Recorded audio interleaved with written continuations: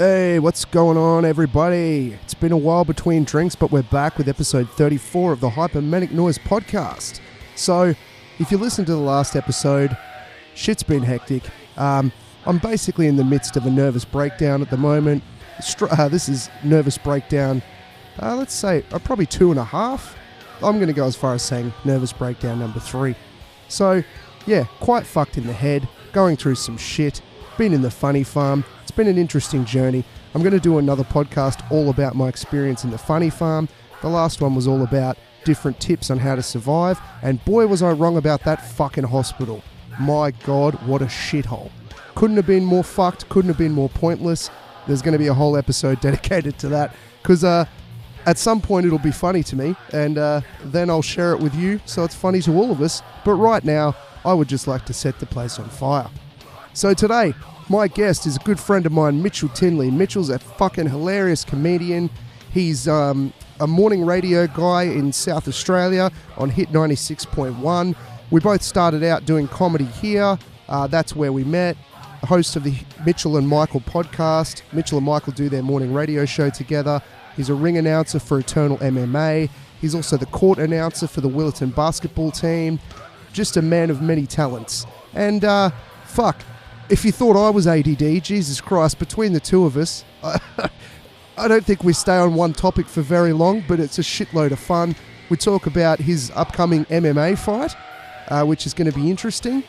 We talked about confidence, his confidence, my lack thereof.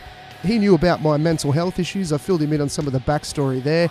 And yeah, we just had a good old chin wag and a good fucking laugh. I think Mitchell enjoyed it. Normally he's got to be nice and clean on the radio.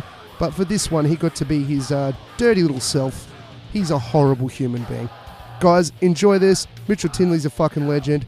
The numbers for the show, even though I haven't put one out in a few weeks due to my mental instability and lack of ability to do podcasts in a psych ward, the numbers are fucking going crazy. The downloads are higher than ever. Fucking thank you. So many people have downloaded the mental health episodes, which I really, really do appreciate. They're the most important to me because I think, honestly, they're the most important. It's the most important aspect of fucking life, to be honest with you. Thanks, everybody that keeps tuning in. Please, if you haven't already, follow the page, Manic Noize on Facebook. Follow my comedy pages, Douglas Harvey on Instagram, Facebook, Twitter, all that shit. The podcast is now on Spotify, so please, wherever you listen to it, follow it, leave a positive comment, leave a 5-star rating, iTunes, YouTube, wherever the fuck you listen to it. Say it's good, give it a thumbs up, give it a like, give it 5 stars, show your nana, rub your wiener in the shower while you listen, all those sort of things. They all help, and I'll be honest, gets me a little bit further away from the ledge. Alright guys, strap yourselves in for a laugh right with myself and Mr. Mitchell Tinley, radio god, MMA legend, and all-round dickhead. Podcast initiation complete. Warning. This episode may cause brain damage. Manic Noize. Hey man, yeah, sorry, I'm on the radio desk. I thought it made it easier for you, but I'm very limited in skills. That's alright, I'm limited in intelligence, so we're off to a good start. Yes, that's the way I like to start it. Yeah, I think it's a good professional way to get things going. Well, look man, it's been a big couple of days for me. Yesterday I got to talk to the guitarist from legendary metal band Anthrax, and today I get to talk to the biggest name in radio, Mitchell Tinley. I mean, that's good because I don't know much about Anthrax, both the actual product and the band. So they seem like a big deal. You've made it seem like a big deal, just like I am to everyone else now because of exactly. You. Yeah, But really, I'm very low on the totem pole. But I'm glad you got to talk to Anthrax. Is it? Yeah, that. How does that work when everyone's like Anthrax is coming to town? Doesn't it scare everybody? No more than the music, I guess. Okay. Good point. Like when your parents are like, "Who are you going to go see?" You're like Anthrax. They're like, yeah. "Whoa, no." Well, that's the metal band. Well, it's easier to explain than like, "Oh, I'm going to see Dying Fetus." Like what? Yeah, that's a good point. Yeah. So, man, you've got so many things fucking up in the air at the moment. Like you've just announced your first fight. Now let's get into that. Yes, I got this motto of saying yes to things and then asking questions later. Okay. It's like when people go, "Oh, you want to do this?" I'm like, "Oh yeah," and then I go, "How am I going to do that?" but no, that's how I've done everything with media and stuff. But when it comes to MMA, it's sort of like a secret plan I've had for years. Ever since I started when I was in about 18, on and off, while I was still trying to make it to the NBA. Yeah, of I was course. a very small, under 6 foot white guy.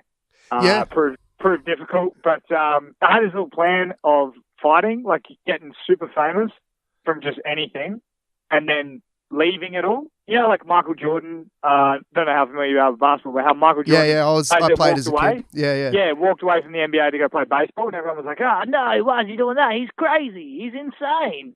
That's what I wanted to do, but with like media, and like as you know, there's not a lot of mainstream media guys that cover MMA or anything like that. No. So I actually wanted to keep it a secret for ages, even my involvement in MMA, and then just kind of walk away and take a fight and just have everyone go like, "Oh my God, he's crazy. He's going to get killed." And then come out and just like tornado kick someone in the head. But it's kind of become a part of what I do. Yeah. You know? So I've got a black belt in traditional jiu-jitsu, and one of the guys I did my black belt with, he fought Matt Hughes prior to his UFC title run. He fought him in rings in 2000 in Brisbane, of all places. What? So yeah, it's I've been doing jiu-jitsu for years, and I'm obsessed with MMA. So when I saw you had taken this fight, I was like, "Fuck yeah, let's talk about that." I want to hear your headspace going into this. I want to. Firstly, what's your fight name? Oh, definitely not going with a nickname because that's super lame. It is. But if someone gives me one. But I've seen a lot of guys recently do the whole like, "What should my nickname be?" And I know there's people out there that have nicknames, and that's cool. And you might be bigger and stronger than me, and you can beat me up, and that's great too. But coming up with a nickname is super lame. If it happens, it happens. If it doesn't, it doesn't. I think you should just go with blatant self-promotion and go, "Mitchell, the Mitchell and Michael Show, Tinley." I actually want to put my record in my name always. So my nickname's always changing. So it'll be like, right now it's Mitchell undefeated Tinley because I tell everyone I'm undefeated because technically, not lying, That's 0-0 is undefeated. That is true. Half truth is a whole lie. I learnt that in the church, but it's all good. Does your audience know your backstory with that? Yeah. Ah, good. It's great. It's a great story. Yeah, it's sort of. I mean, like I don't know how many orgasms you finish by crying and praying for forgiveness, but I've had hundreds. No, yes, very, very different, but very different. I'm normally high five myself. Yeah, cool. I mean, I hope you wash your hands first. I mean, no, not at all. No, that's part of the joy. So I made my mess. I'm going to clean it up. Yeah, and reward yourself by putting it everywhere first. I think that's smart.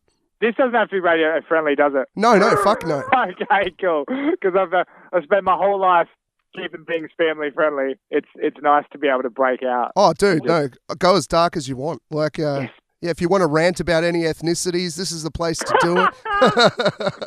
I might keep that out only because, once again, I'm using the radio desk, which is currently going to air, and I'm scared I'm on air right now.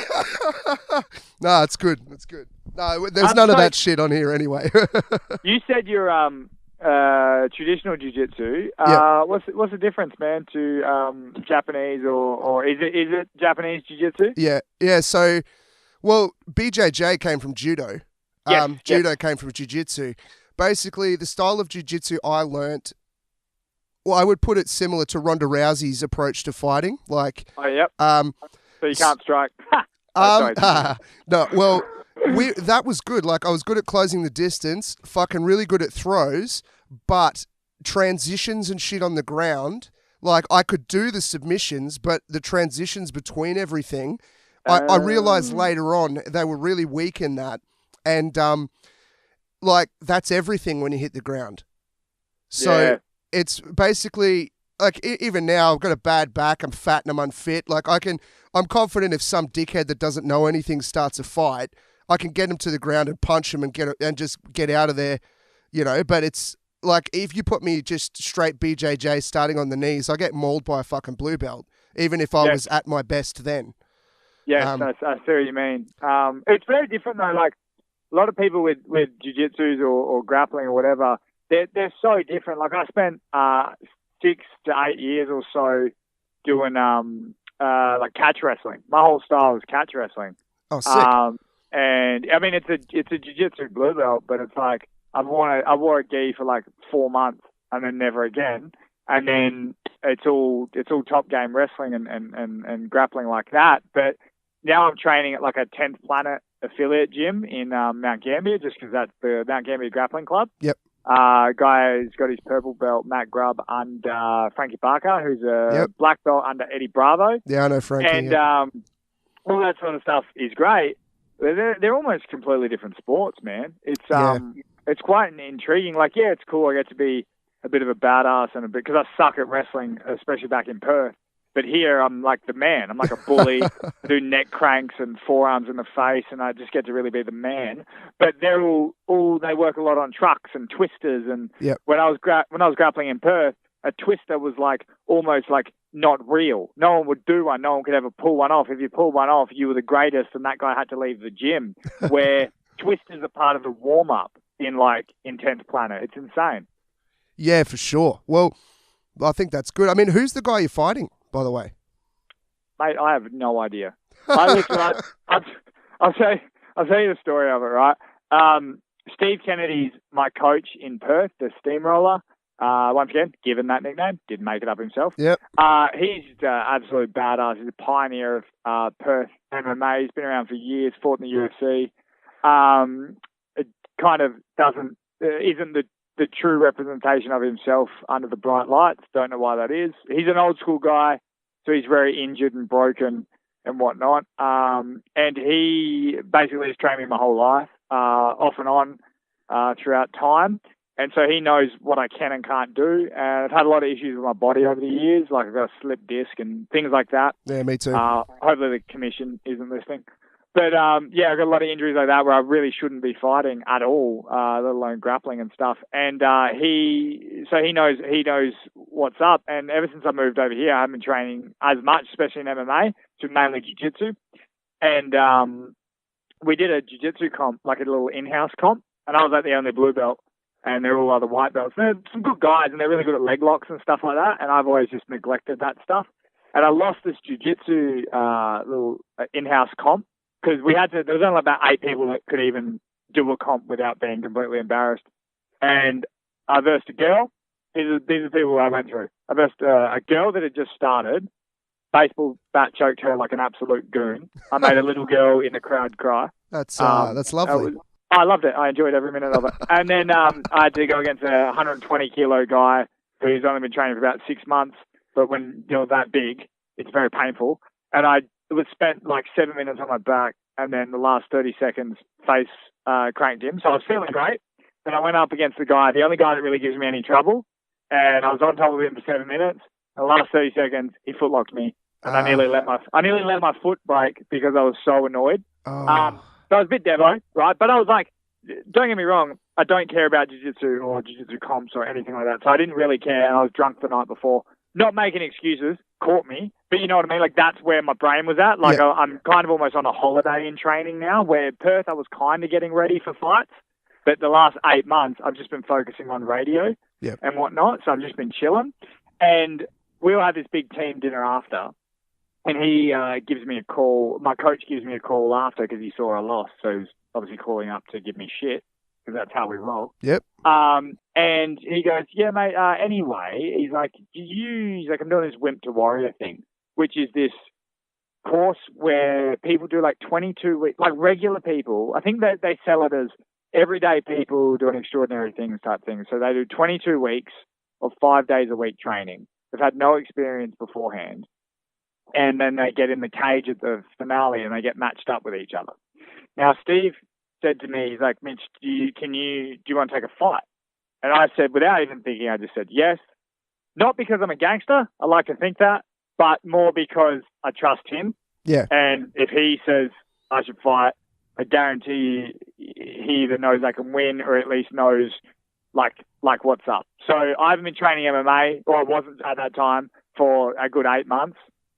So that kind of evens it out there, even though I've been doing on and off for years. Plus he knows I was unfit. And I told him, because after I said yes, I said, but I think I'm ring announcing that event. Because as you know, I do the ring announcing as well. And he said, well, I don't know what to do. And I was like, can I do both?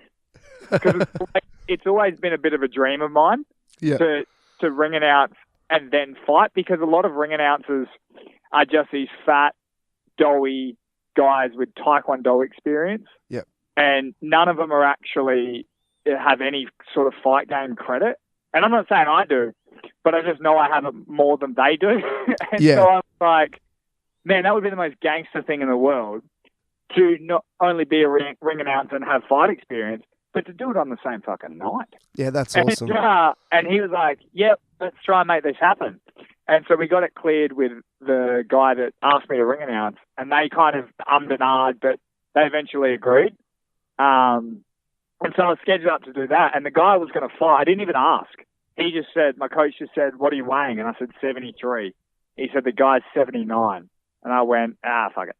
Because 22 weeks of training is not going to be 8 years. Yeah. Yes, it's been on and off. I spent a lot of time doing basketball and things like that, comedy and radio, and focusing on that. But I have 8 years of knowledge up in my brain, and enough on my body to get it done. All I had to do was get fit. He said, the fight's in 5 weeks. Can you take it? I said, 100%. I only saw one photo of the guy about 2 days ago because Steve showed me. Yeah. Other than that, I have no idea what he looks like.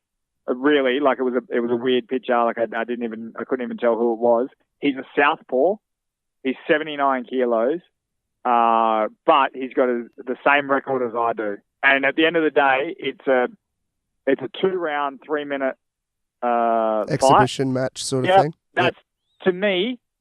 Sorry, I will never claim to be a fighter. Like I'm trained. My whole goal was to get super famous, walk away at age 30, take a pro MMA fight, main event card, sell it out. Legitimately, I know it sounds like a wanker, but that was my secret goal that I never told anybody. Yeah. Steve said, "You want this fight?" I said, "Fuck yeah."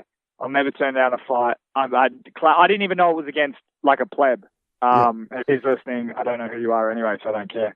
But if it was going to be against a real fighter, I'd still take that, because I've got this weird sort of, it's not thrill. Like, it's not like I don't like skydiving, right? Mm. I'm attracted to doing this thing that people can't do. You know, I want to do something that no one's ever done before, and there's not a lot of that left in life. Yep. Yeah. Everyone's done just about everything, but I can just about guarantee you there is not a man alive that has ever been a ring announcer and fought on the same night.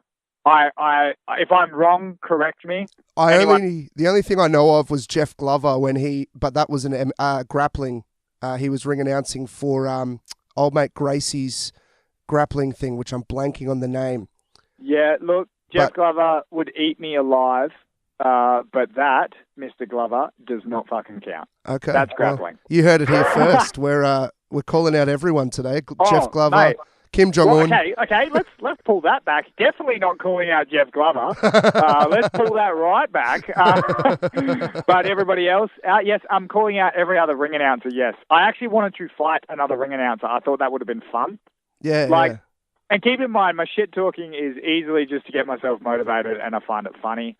You know me, I'm actually I don't cause too much controversy, but I just think it's gangster as fuck to go do it. Yeah, and look, it's not a real fight. Like, okay, if you've never done MMA, it's a real fight. If you're in the MMA world, I will not claim to be one of them. I don't claim to be on the same level as even the amateurs at Eternal MMA. I don't, because I've got shin pads. I will have shin pads. I will have MMA gloves. There will be no elbows. There's no heel hooks. 2 3-minute rounds. If it's a draw, it goes to a third. And that's about it. The guy's a southpaw, and he weighs 6 kilos more than me. If it was was scared or if it was dangerous, I wouldn't fucking do it. It's glorified sparring in a cage in front of a crowd. It's something we all do every 2-3 times a week. Yep. The only difference is there's a crowd.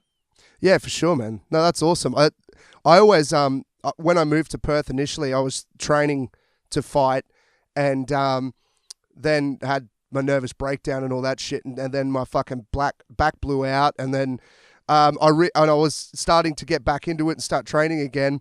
And then I turned around at work once and hit my head on a pole. And I couldn't remember my name, the missus's name, couldn't remember anything for about 8 hours. And then I'm like, then I started to think about all the concussions I've had. And like, we used to just get drunk, Central Queensland. We'd get shit-faced, put the gloves on and just punch the fuck out of each other in the backyard. And there was one night where I had like 5 or 6 minor concussions in the one night. And that reminds me of a story just quickly. Sorry, before I forget it because of concussions. When I first started doing jiu-jitsu years ago in like 2010, I did like 2 weeks, right? And I went back up to Darwin because that's where I was originally from. And I started to learn to fight in Perth.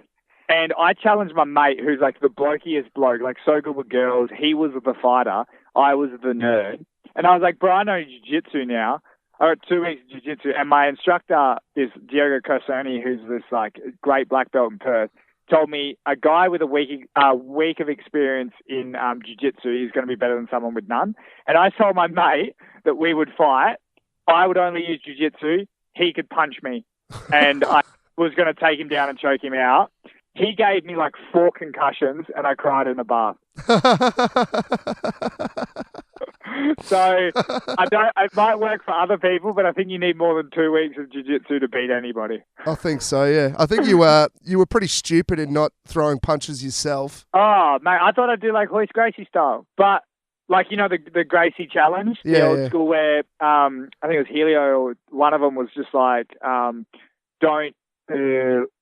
if they challenge jiu-jitsu, say they're karate guys and they want to go against the gym, they would tell like Hoist and all those to just take them down and choke them out. Yep. If they accepted that jiu-jitsu was better, you left it at that. If they then said, no, let's go again, he told them to take them down, beat the shit out of them, then choke them out. Yep. So that's, I was doing the old jiu-jitsu, the nice. It just, I happened to get concussions on the way through.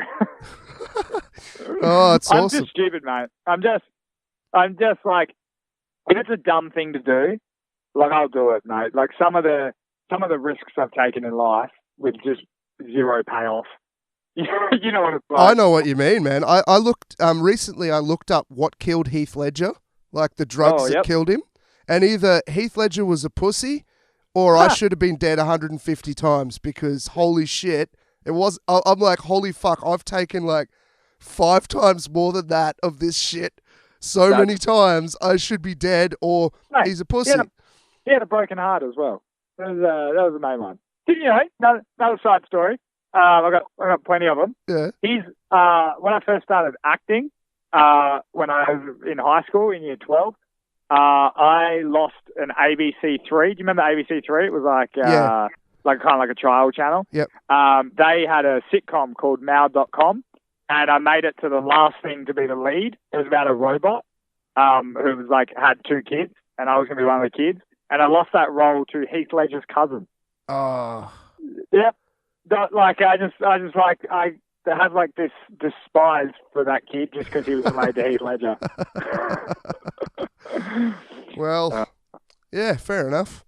Yeah, mate, I've got plenty of side stories. Oh man, I'm ADD as shit, so we can go down rabbit holes all day. Oh man, my podcast, that's why I can't run my own podcast. I used to be like, I've got this guest in today, speaking of today, I went to Kmart. At Kmart, like I was just like, I can't do it, man. I can barely do it in radio. Yeah. Well, at least you can throw off to a song and then you've got, something cool to listen to, like the new Bieber song or some shit. That's like, because obviously we've done stand-up comedy together. A lot of people think emceeing is like a skill. To me, it's like it's a fallback. Because if I have a shit joke or like like it doesn't go as well, I know I'm supposed to bring you up to a hot crowd, but legitimately I can be like, you want to see your next act? And they'll go, woo! Yeah, it's so they easy. want you to get off stage. Yeah. Yeah. I find it intriguing that it's like where it's the same with like radio. If it's going crap, I'm like, oh, check out this new Ariana Grande Pink mashup with Post Malone and Ed Sheeran and Bieber's there, and then you just throw to that. Where it's like in a podcast, you just have to keep talking. Yep, I hear you. Yeah. I would rather just hear you go on 400 tangents than any of those songs you just mentioned. But anyway. Mate, it kills me inside. I'll openly say it. Everyone knows. I get it. I'm here for the fame. Well, dude, I would do the same thing. Like, my hope is to get into radio one day too. But I'll be honest with you, I would like to do that so that I can get more listeners of the podcast and make that go further. Because why the fuck would I want to do that? I mean, you know what I'm saying? Like, if you could just do your podcast and earn the same money, you wouldn't do radio. And obviously, it just is what it is. I totally get it, man. Like, radio has helped. I don't know what I love more. Radio is the most real. Like, when I'm talking, I get 3 minutes. Yeah, it's only 3 minutes, but I literally get to say whatever I want. Like, I can talk about my day. I can talk about anything. Stand-up, you got to be a little bit more, like, unless you're emceeing or doing crowd work, you've got to have, like, written material. Yeah. Ring announcing, you've got to be perfect because, you know, it's not about you, it's about them and all that sort of stuff.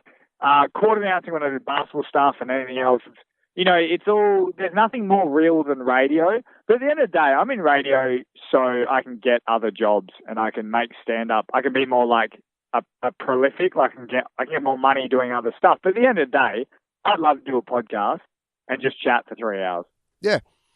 It's just the best thing. And yours is obviously killing it and you're doing super, super good. So, can't wait for some money. That'd be nice. Well, you got to get a sponsor, man. You get those weird sponsors where it's like, thanks to like Viagra shaving gel or like something weird. Like it's always like there's companies like that want to get on board. I reckon an adult shop or like some sort of, like child sex worker website or something. That'd be the only people that'd sponsor this shit. Yeah, for sure. Because there's no way with even what we've talked about so far, you couldn't be like the Wiggles concert coming to a town near you. No. Like we'd have to be like. Yeah. You know, a little bit deeper than that. Yeah, like I've recently found out there's a bondage club in Perth where you can go and you can pay for people to piss on you and all this sort of stuff. Like, perfect sponsor for this show. I get that done from the higher ups anyway. They piss on me anyway. Well, this Justin Bieber song. Yeah, well, there you go. So you're starting radio. You started over here on Hit 92.9. You and Michael, were doing the your weekend show, just an hour a week. And now you're based in Mt Gambier on Hit 96.1, doing the morning show from 6 till 9. How was that? Like, as you know, just obviously you've done, like myself, I'm from Queensland, moved over here. You've done a bit of moving around. Like, did you find it hard to settle in? And were you fucking shitting yourself at the start of it? Yeah, it's that similar thing of what I was saying earlier. Just say yes, ask questions later, and good things will happen. And I hate to quote We Bought a Zoo with Matt Damon, but he says something where it's like just a few moments of bravery will, like, I promise you good things will happen. And that's kind of how I go at anything. And that's like, it's not being a motivational dweeb or anything. That's legitimate, like whatever you're doing in life. You think about it, you're hooking up with a girl and you're like, should I put my hands there? You know, like if you just go, okay, I'm going to talk to her, or I'm going to do this, or you know what, 2 pills. You know, like good things happen. Like good things happen in situations like that. It's a little bit of bravery, and that's how I've done it with Perth. Moved away from Darwin when I was 18 or 17. Sorry, did year 11 and 12, and I didn't really know what I wanted to do in life. But I just knew that if I was a doctor, I was going to be a funny doctor. You know, if I was a lawyer, I was going to be the funny lawyer. Yeah. Whatever I was doing, I was going to be the funny guy. So I wanted to get into stand-up, and I got into stand-up first, and I went, fuck, there's no way I can make any money. Like, as you know, it takes at least 5 years or so to even get a $20 check for a gig, and it's just way too hard to do that stuff. And the dream as a comedian is to get work doing comedy. Yep. The only thing I wanted to do in life was have this stuff pay my bills. I don't need to be rich. I just don't want a real job. I fear a real job. If you have a real job, I don't talk shit about you. I envy you. Me too. you have the ability to do a real job. I do not. It's not saying like, oh, you have the ability to be a clog in the wheel. I don't mean it like that. I mean it like you are strong enough to get through that hard day because you're doing it for your family or whatever it is. I can't. I'd quit like a little bitch. I've done it in a real job. I can't do it. So radio is what I wanted to get into because I was like, it'll get my parents off my back. I'll go to uni and I'll just fuck around and then I'll figure out what I want to do. And I got into uni, did the radio course at Murdoch. I think I was telling you about that, Murdoch Uni. Yeah. And the course was so shit. Like, let me just... I'm not surprised. With them. Yeah, it was so crap. Like, you have to do electives, and I had to do a drawing class, which is legitimately... That's really useful for radio. Exactly. Yeah, I failed it 3 times. Yeah. It was just horrendous. And I made it through my degree, and I ended up in a radio class before we graduated, and you had to get in pairs, like get in groups to sort of... like do mock shows, like pretend shows for the class. And me and Michael, who's my co-host now, was the last people picked. Like we didn't have a group, so we just got put together. Isn't that funny? It's hilarious. And we got on like a house on fire. Like he's a little nerdy dweeby guy who's just like super judgy, and he's like a great dude, but like he's just a dork, and I'm a dork, but in a different way. Yeah. And we had a show together, and about a year we kind of mucked around after the class finished, and then we started to think it was pretty good because certain people that like his parents are pretty honest, my parents are pretty honest, of going like if it's crap they'll tell you, you know. And my dad said to me one day, he goes, you know what, mate, it's actually not too bad. And I was like, well, that's good enough. And then we just shopped it around. So, you know, we're like, oh, we're the Mitchell and Michael show. Here's a folder of all our segments. Here's some guests we've had on. Here's a demo. Like that style, like as if, I don't know if that's how bands work. But yeah, it like is. Similar thing. Just trying to get someone to listen to your demo. Like I was a rapper in New York with my mixtape. Yep. Like I was just like, have a listen. And everyone turned us down. Like, mate, everyone. RTR. Mm-hmm. Fuck RTR. Fuck RTR. Oh, that can get fucked. Yeah, don't worry about that. I'll say that with a passion. 6IX, they can get fucked. 6PR can get fucked. Nova can get fucked. There's also... Who else we got? Who else can get fucked? 96 FM. Mm-hmm. A guy called Jeff Watts helped us out. Like, tried to help us out. And then just completely flicked the switch on us. He was an absolute cockhead. But... yeah, we ended up getting a genius called Mike Fitzpatrick, who runs head of content of Triple M. If you're in radio or media or of any sort and you want to make it, you go and learn who this guy is. He's the guy that had to fire Barry Hall the other day.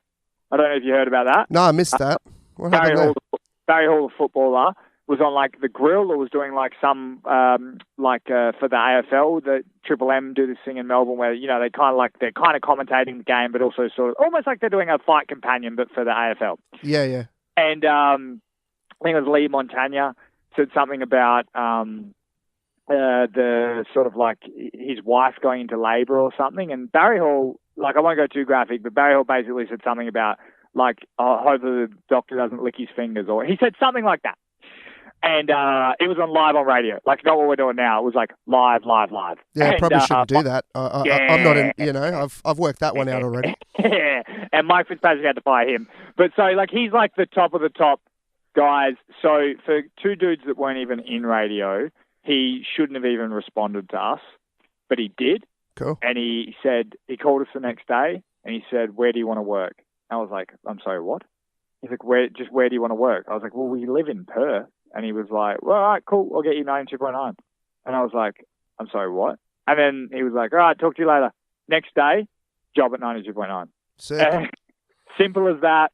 It's like, you know, they say in the business, like, it's not what you know, it's who you know. That's everything, man. 100%. Yeah. 100% agree with it. However, you can find out who you need to know and go fucking know them. Yeah, well, like, when I started out in my band, right, there was a, was run by the council. It was like a development session for young musicians, and the band The Butterfly Effect came up to Central Queensland. And me and my mate Tim, who I didn't know at the time, we met there at this thing. And this is 2004, I think. And we met there, started putting on shows together. He now runs this online metal station called The Faction. And he's been at the Arias the last 2 years. He had dinner with John Farnham recently. He's been a guest on the show. So he starts this podcast, his station. He's like, oh, dude, I need people to interview bands. So I'm getting to interview like Steel Panther, Anthrax, like all the who's who of metal, basically everyone just under Metallica level. And when I'm talking about Anthrax, in the 80s, they call them the Big Four. There was Metallica, Megadeth, Slayer, and Anthrax were the Big Four. So all these years later, you know, it's people, and it's not just a matter of like, there's a lot of fucking suckasses, especially in comedy, that just go around trying to lick everybody's balls to climb their way up the ladder. But if you form lasting fucking friendships, you do the right thing by people, that shit does come back. Like, I haven't had to buy a concert ticket for years. Oh, that's cool. You know, shit like that. But I've also worked hundreds of hours for free for people for years. I cannot stress that enough. Like, radio, comedy, even ring announcing and all that sort of stuff, like the basketball court announcing, anything where someone has eventually ended up giving me money and given me a microphone and said, go nuts, go make this a night to remember. I did the first one for free, or the second one for free. Or in comedy, like I just flew back to Perth. I did 2 gigs flying from Mt Gambier back to Perth. I did 2 gigs. It paid for my flights back. Now, have I made it yet? No, I'm not killing it. I'm not making tons of money, but I'm now at least getting to do things like that, like fly back, and that's getting paid for. You know, the ring announcing at Eternal MMA flies me there. I don't make a shit ton of money. You know, maybe I get $200, $300 at the end of the night. But if you count that flight, it's like $1,300 all up, or things like that. Yep. And comedy, like with Perth Comedy Festival and Fringe Festival, like you pull in maybe $1,000, but that's after 6 years of comedy. You have to do shit for free. I'll tell you now, radio, I'm only on about $47,000. Yeah. Like, it's a fucking full-time job. We work like 12 hours a day. We do this shit because we love it. But at the end of the day, it's a fucking dream job. And I'm still just making $47,000. When I was working at 92.9, you might have some listeners that are in Perth or wherever they are. It was fucking the top station. Like, wherever you are, think of your top radio station. 92 is basically that. We were there for 2 years. We were doing first Saturday mornings, like 5 to 7 a.m. So fucking graveyard shift type thing. Getting up at 3 in the morning, losing my Friday. I was making $100 then. And then we went to Tuesdays and Thursdays, 10 to 12 p.m. at night, making about $180 for that. Then they moved us to 11 to 1 a.m. both those days. We got bumped because of like a national show. And then we got bumped again because there was another national show. And they found a spot 6 to 8 p.m. on Sunday. But check this. So that's an amazing spot, right? Like if you're watching TV 6 to 8 p.m. on a Sunday, like that's a good spot, you know? So it's not horrible. In radio, it was like a pretty amazing spot, and they started to really like us. And this was in like our second year of radio. And how that sort of ended up working is the money, they didn't want to pay us to do our show live. So we had to pre-record it on Thursday, and they would only pay us 4 hours. That show took us 10 hours to produce, to come up with. Michael was working 70 hours a week at another job. I'd quit my job to focus on radio so we could hopefully get this gig we've got now. And we made $100 from a $700 million company. Yep. That's not me complaining. We didn't fucking deserve that money. Like, no, that's just what it is. I would have done that shit for free. It's the fucking things people need to, whoever you are listening out there or whatever it is, if you want to get into something and you're like, oh, they're only giving me $20. Like, yes, don't get fucking taken through the ringer. You know, don't get taken advantage of. But just know what you're doing and why you're doing it. Like, you were doing it. It's the end goal that you're out for, you know? Like, all these podcasts that you're doing for free or whatever it is now, You're doing it so you can eventually, hopefully, pick up a sponsor and just make a little bit of money to support yourself. So all you have to do is do podcasts, you know? Yeah. We do this shit for the outcome type thing. If you think of just where you are right now, yeah, you might get your $100, but you know what? They're not going to fucking invite you back. No, that's it. And everybody they look at Michael Jordan and say, oh, I can earn $1 billion. Or they look at Justin Bieber. It's like, even those pricks started off fucking broke, doing what everybody did, unless your father or someone was Ozzy Osbourne, like Kelly Osbourne had a single. But even she had the guts to say, look, I only have this album because of who my dad is. What am I going to do, though? Turn it down? Oh, without doubt. And going back to fucking Justin Bieber, that motherfucker was busking on the streets of Canada. Yep. And everyone thinks he got big through that. It was through fucking YouTube. So him busking on the street, you think YouTube was paying him? They weren't paying shit back then. Nope. He was busking as a 12-year-old kid out in the fucking cold. He's earned the $100 million and the Ferraris and the attractive women. Yes. He has earned that shit. It's people just want it handed to them. And I get it. Like, you want to work hard. It's like, I've done a podcast before too, obviously with the show and stuff. You are constantly checking those numbers, right? It's not because you're narcissistic. It's because you want to hope that what you're putting out, people are liking, you know? Yeah, 100%. It's the same sort of thing. I'll probably ask you how this went. You know, it's just a natural thing to do. Yeah. And sometimes we get paid in that. You know? Yeah, that's it.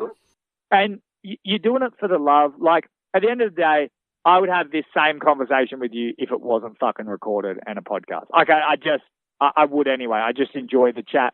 So at the end of the day, if you love what you're doing, that's the gift. If you make money on top, awesome. If you're doing it to make money, I mean, it's fucking cliche, but if you're doing it to make money, you're a fucking idiot.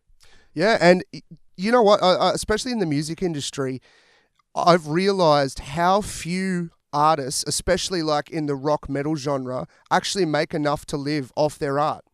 So exactly. I know Metallica. That's it. Yeah, you know? It breaks it like in Australia, you've got Parkway Drive. They would be making I reckon with what I know on how bands get paid and shit for these sort of tours, I reckon each one of those guys is maybe on 100 to 150K a year. Like, yeah, that's a good wicket. But every other band, even like these bands that have been around for 30 years, will come out from the States.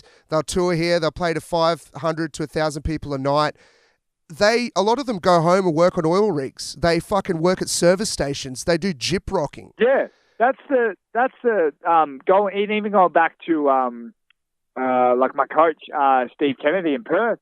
That guy was in the fucking UFC. Yeah, and he lost money. Like and that's got nothing to do with the UFC. Like, that's just who cares? Like, if people aren't clamoring to give you money, why should they give you money? You know, like it's when you really think about it, like, here's the thing, this probably made me unpopular, but you know how people say, like, local business, support local?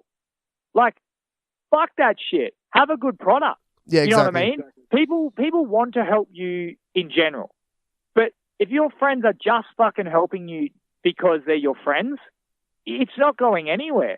And it's the same sort of thing with, like, the metal music. Like, yeah, you need a bit of a boost to start, or, you know, like, maybe I listen to one of your songs and I'm like, it's all right, but it's not the best, and maybe I give it a little share.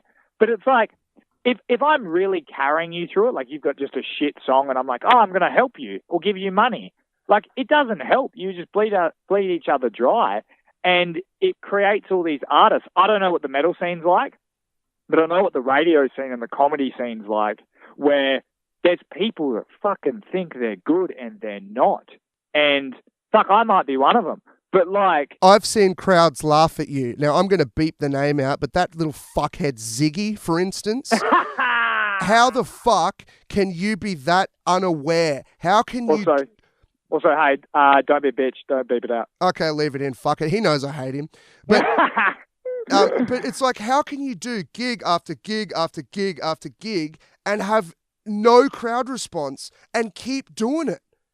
I think there's a level of insanity there that it almost impresses me. Like, I think it's like, so like sociopathic to a level. Like there's a disjointed.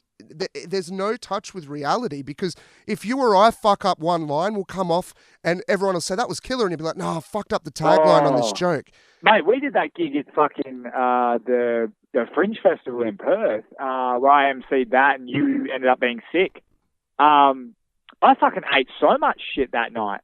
But it's like, and that kept me up. It still keeps me up now. Yeah. Every bad gig I've ever done keeps me up. But it's like, I know what you mean. Like, there are some people that are just lost touch with reality in terms of that. Like, I'm a very lazy stand-up comedian. Like, I've worked hard with writing and stuff in the past, but I'm quite lazy with it. Like, I really am.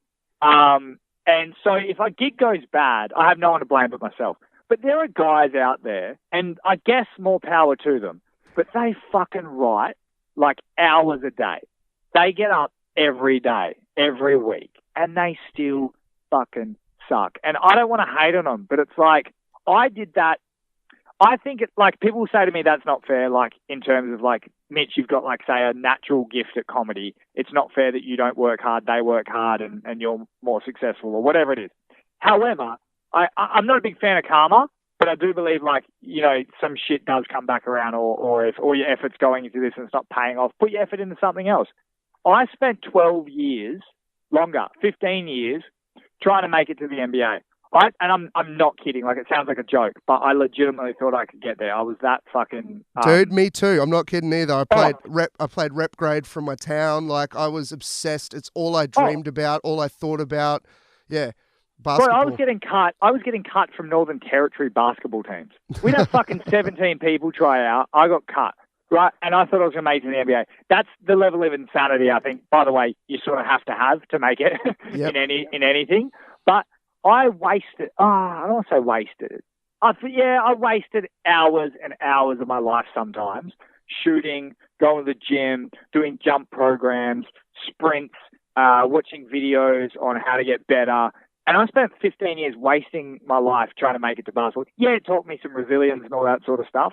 But at the end of the day, it didn't really help me. Or even though I could put the ball in the hoop, it's like, how did that help me outside of life?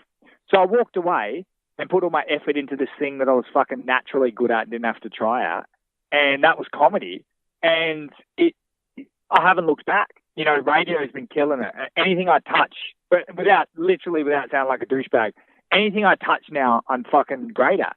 But I think I earned it in terms of, like, yeah, I didn't earn it with comedy, as in, like, I don't stay up all night writing and stuff like that. Or, you know me, I'll just come up with an idea and just fucking talk on stage for 20 minutes and it will sound like it's a fucking set. But the thing with it is, it's like, I earned it through all the failures in basketball, all the wasted hours where I was putting in hours and turning down parties and drugs, and I didn't drink for fucking most of my teenage years after a while. Yep. And I didn't do any drugs, no pills, no weed, no nothing. I really wanted to make it in basketball, and my mates would come to the tryouts for the team fucking hungover, some of them still high, would kill it, play more minutes than me, dominate, and I'd sit on the bench waving my towel. And that broke me as a child. Like, it legitimately broke me. Like, I wasn't abused or anything. I didn't get beat up at home. I had a pretty easy life in terms of, like, family. But that fucking broke me as a kid. And I think I earned everything else I've got in life from that. Yeah, I hear you, man. And it's like, so I had the same realization, and I'm like, this isn't going to happen. And there was guys in my team that went on to play for the Wildcats, 36ers, got college scholarships. And I was in the B team, which was just the leftover shit kids. And it just never worked. So then I realized I had a gift for music. So, you know, we got two of my songs were finalists in the Q Song Awards, which is like the Whammies of Queensland. And you know, I got interviewed by Cram from Spiderbait. We're on MTV, on the radio. Like, we were starting to get all this momentum. Problem in a band is you don't just rely on you rely on those other four fuckwits in your band. And you know what I'm saying? Like, when they can't get their shit together, And we're getting offered these big gigs, these big tours, and we can't do it because I can't get $100 together to, it's like, fuck you. That's the thing. That's that team thing. It's the same in basketball too. Dealing with the team is the fact that you got to rely on other people. That's why I'm so happy with Michael with radio. Is the dude thinks like me. We might be completely different. I go out on the weekend. Speaking of which, he's going to come in and just grab his bag. He'll come in any sec, so he might disrupt us. But he thinks just like me. Yeah. He wants to take them all out. He wants to kill teams.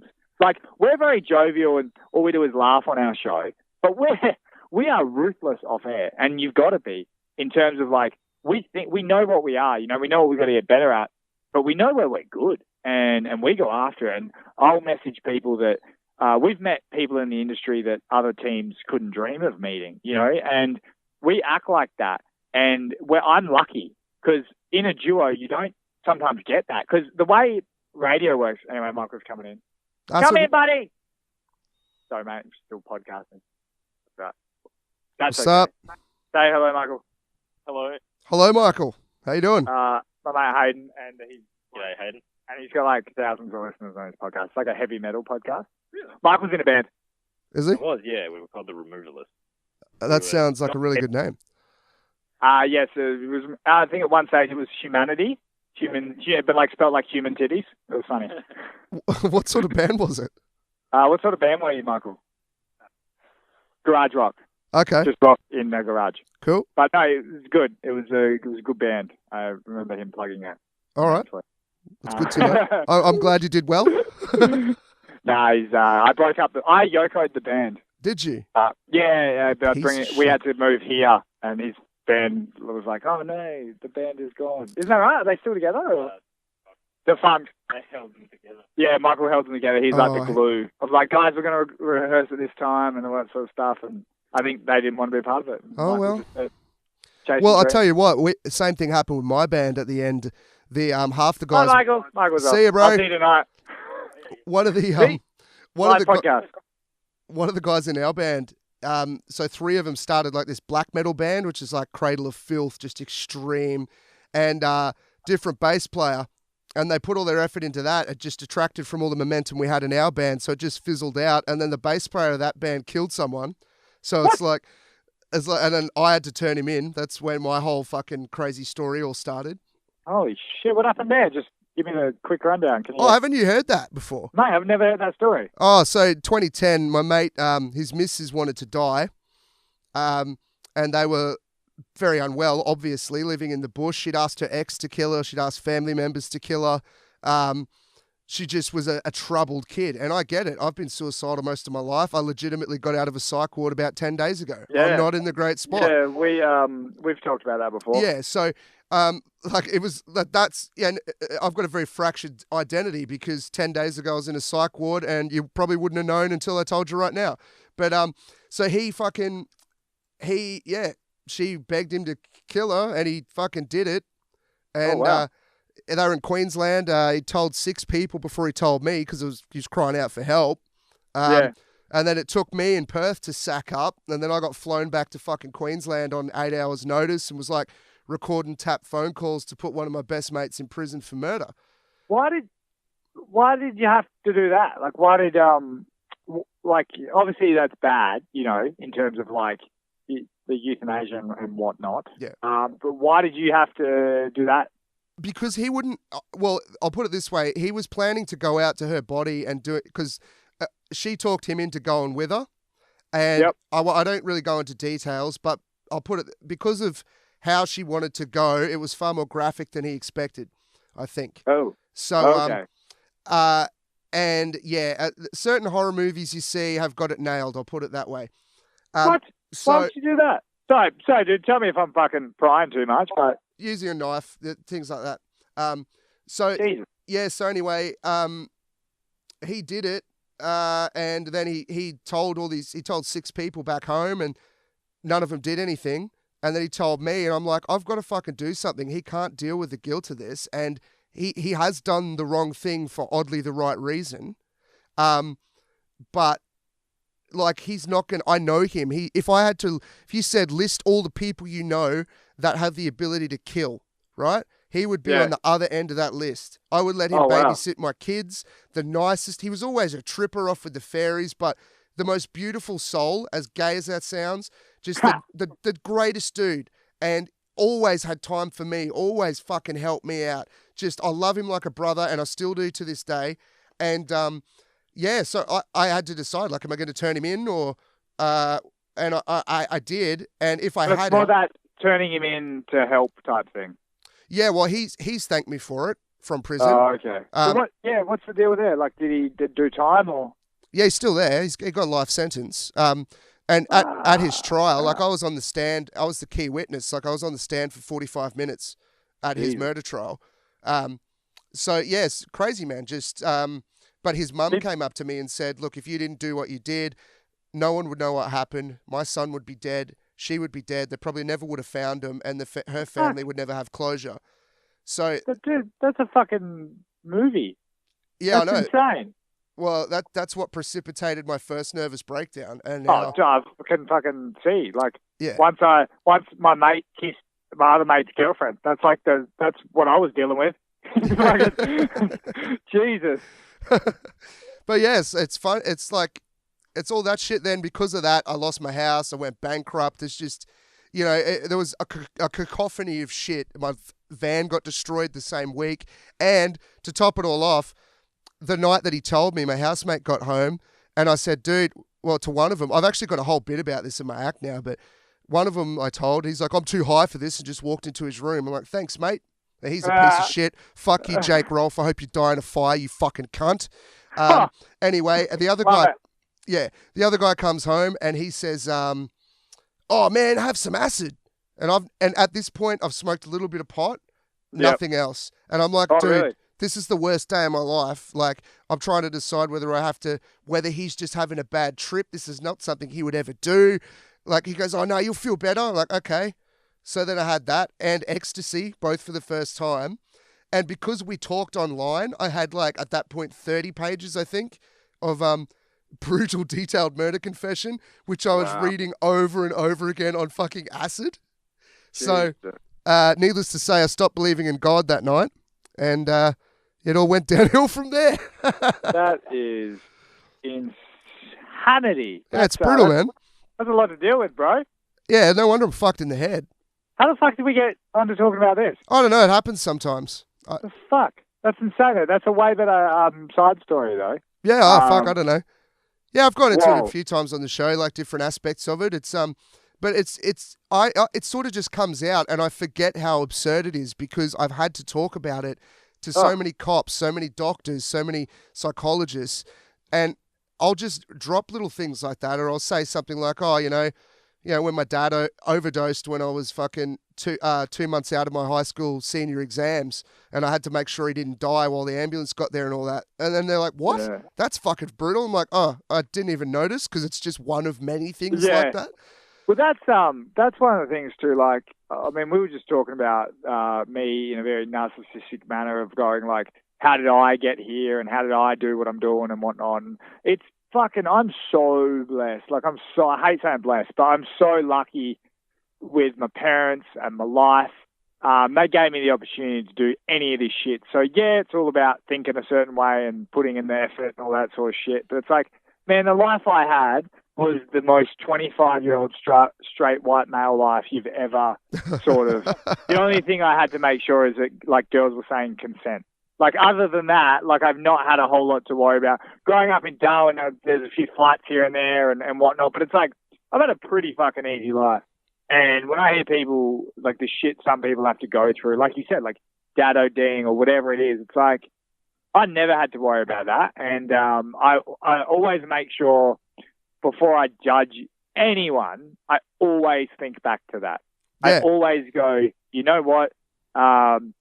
They didn't have an easy life. You know what I mean? It's a lot of that. Because I used to be real quite judgy. I'm quite a black and white person sometimes with going like, say someone does drugs or whatever it is and you get a whole like, oh, it's a choice. You deserve it. You could have said no. You knew what they did. All that sort of shit.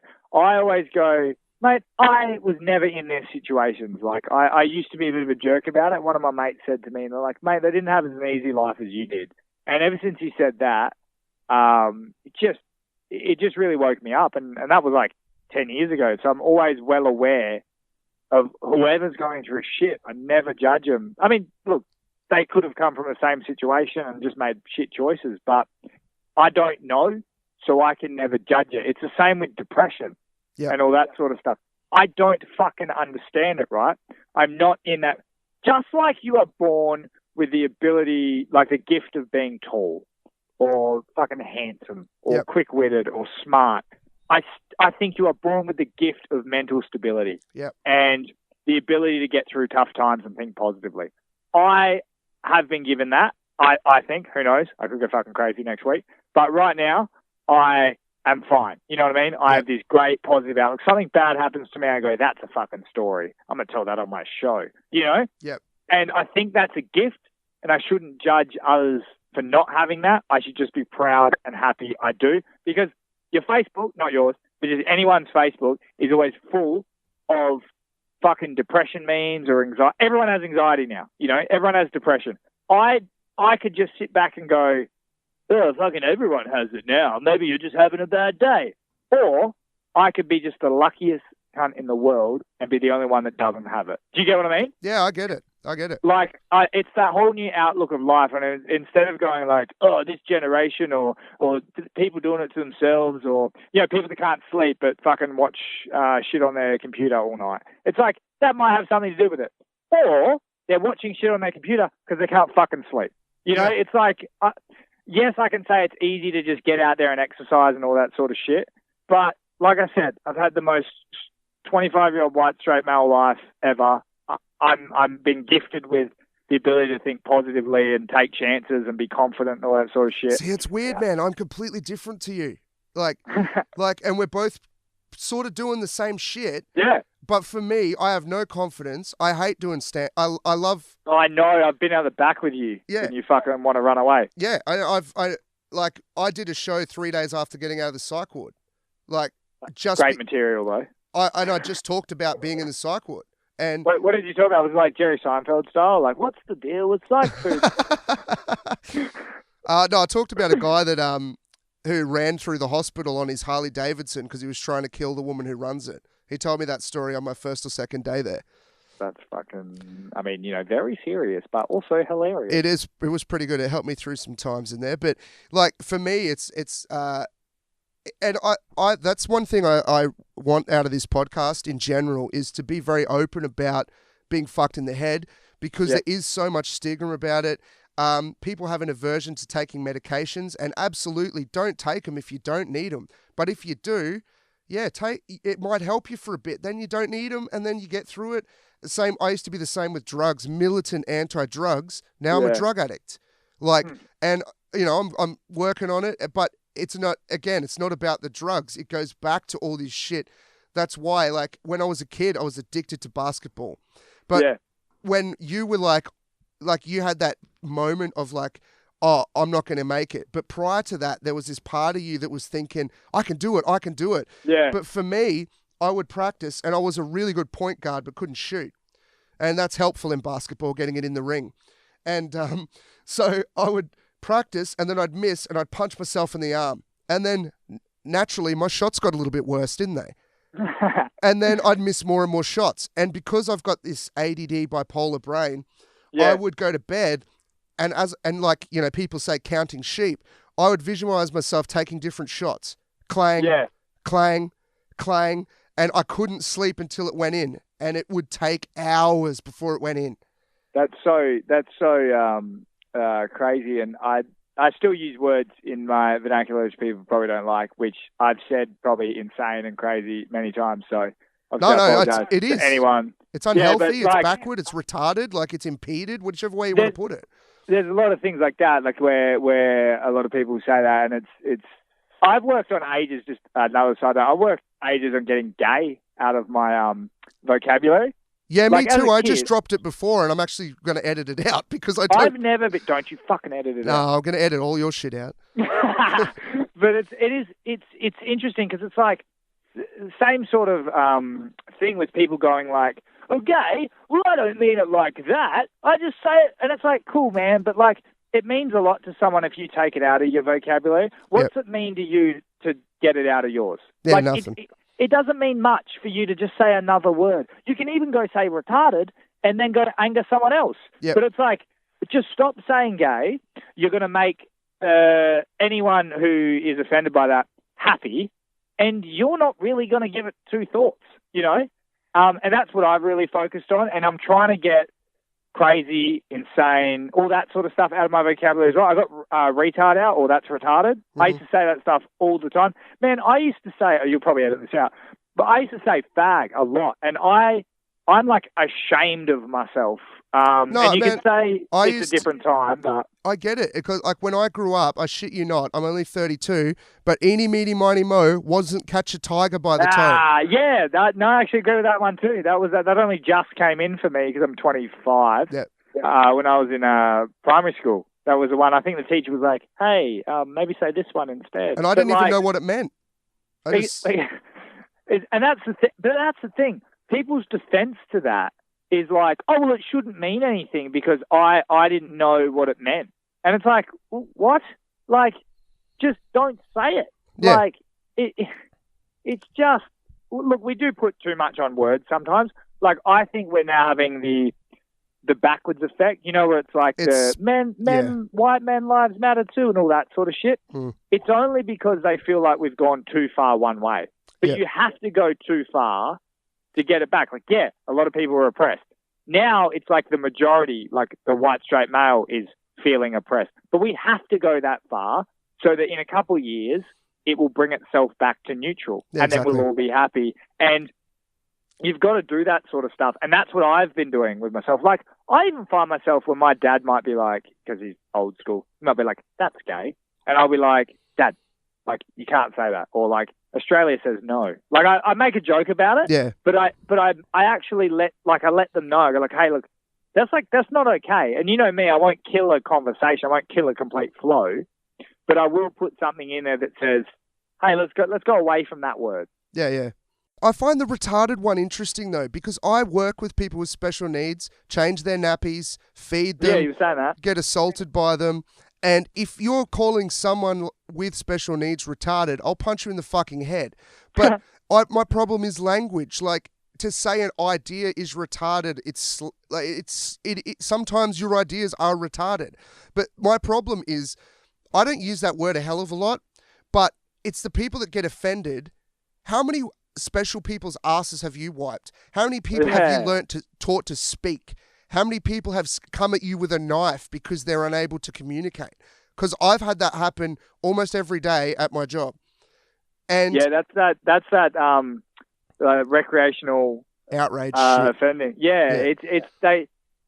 A lot of times we get complaints in radio, and it's by someone going, "I'm calling up because I heard this thing. I think someone could be offended by that." That's the fucking complaint. Yeah. That's like going, can you put your hands in your pocket because I think those hands could assault someone. Like, it's like nothing has happened, but they're offended because they think someone should be offended by it. And it sucks because they've now ruined that word. So if you tell me you're offended, I'm like, ugh. Like, it's natural now. Like, I'll try and be like, okay, I'm sorry. But it's a natural thing to go, ugh, you're offended. Like vegan, like CrossFit, like smashed avocado. Like, they're those words now or phrases triggered. That are like, yeah, they make you just, and it sucks, but it's people that have overused it, been over offended. Now, if you told me, if I said, hey, that shit's retarded, and you said, like, hey, man, that's pretty hurtful, can you please not say that? That has a bigger effect on me now than if you say, I'm offended. It's because people have ruined I'm offended. Yeah, 100%. Yeah. But yeah, I'm trying to get a lot of that stuff out of my vocabulary just because I grew up in Darwin and that's how we spoke. Yeah, I'm from Central Queensland. Very similar. Yeah, it would be. Hey, man, look, I've got to get going. I've got to do an interview with some shithouse metalcore band that I don't have any idea what I'm going to ask them.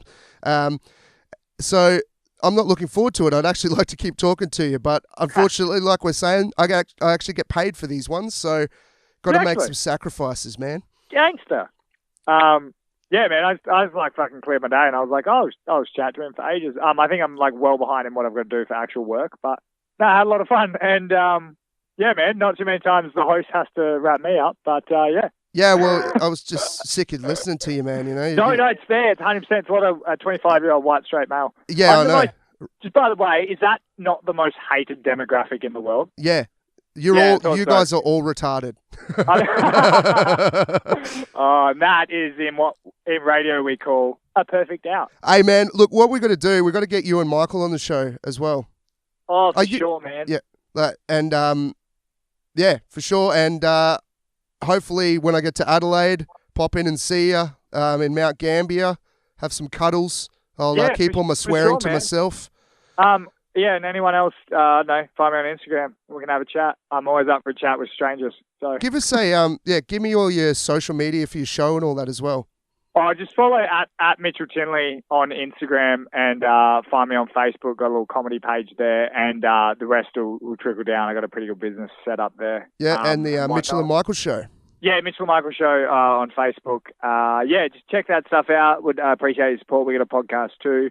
It's a lot more jovial and family friendly, but have a listen and a laugh on your way to work, man. Honestly, thank you so much. Appreciate it. Anytime you want me to have a chat, I'll come back on. Oh, it's good to catch up with you, man. It's been too long. When's your fight? August 4th is scheduled. Oh, fuck. I'm in Queensland then. You bitch. All right. Is it film? Is anyone filming it? Yeah, it'll be on YouTube. Oh, nice. All right. I'll be rooting for you anyway, man. Thanks, bro. Take it easy. Take care. Ask the metal people about, I don't know, Napster. That's all I know. I will. Okay. Catch you later, brother. Cheers, man. See ya.